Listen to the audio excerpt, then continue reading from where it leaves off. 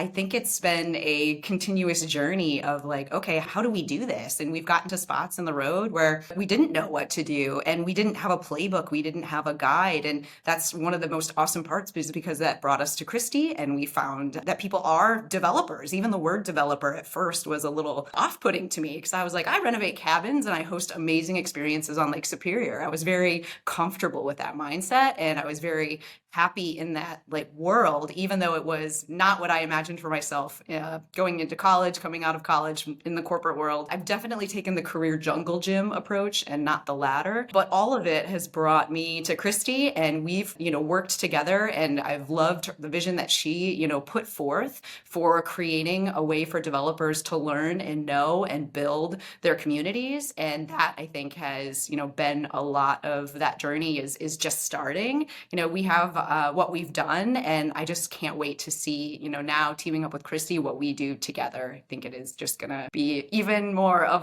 a wild ride.